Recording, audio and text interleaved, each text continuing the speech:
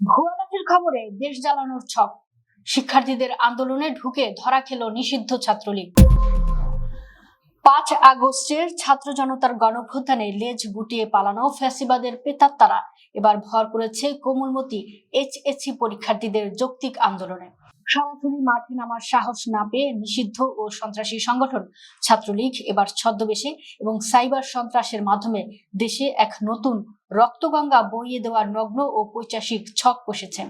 Science ল্যাবে ভুয়া লাশের গুজব থেকে শুরু করে শেখ হাসিনাকে ফিরিয়ে আনার স্লোগান, সব মিলে শিক্ষার্থীদের আবেগকে পুঁজি করে এক ভয়ঙ্কর মরণফাঁদ তৈরি করেছে পতিত স্বৈরাচারের এই দোসরেরা।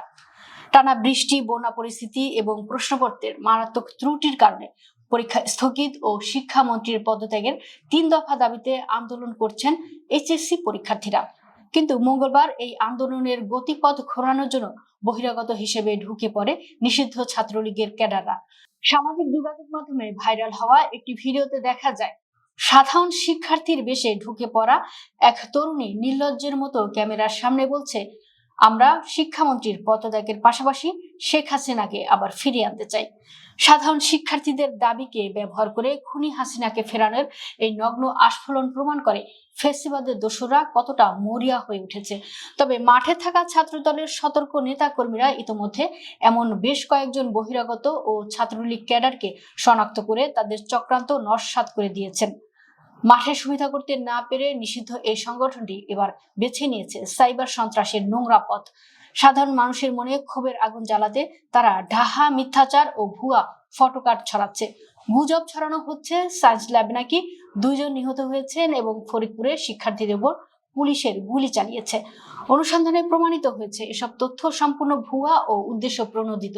পাশাপাশি সাধারণ শিক্ষার্থীদের সাথে ছাত্র দলের সংঘাত বাধাতে ফেসবুকে ভুয়া ফটোকার্ড ছড়িয়ে রটানো হয় যে আন্দোলন দমন করতে নাকি ছাত্রদল মাঠে নেমেছে। গোয়েন্দা ও সাইবার বিশ্লেষকরা এই গুজব কারখানার মূল হোতাদের ইতিমধ্যে চিহ্নিত করেছেন।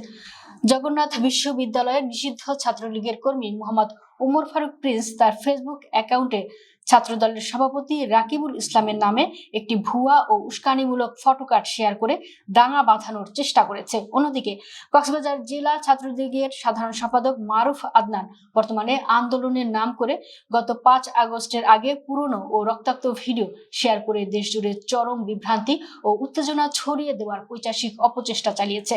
সন্ত্রাসী কর্মকাণ্ডের দায়ে নিষিদ্ধ হওয়া ছাত্রলীগ আজ কতটা অস্তিত্ব সংকটে ভুগছে। প্রকাশ্য রাজনীতি করার অধিকার হারিয়ে তারা এখন ভুয়া লাশের গুজব আর কোমলমতি শিক্ষার্থীদের কাঁধে ভর করে দেশে প্রতি বিপ্লব বা অরাজকতা সৃষ্টির মরিয়া চেষ্টা করছে। কিন্তু ছাত্র জনতা এবং সতর্ক রাজনৈতিক কর্মীরা আজ সজাগ।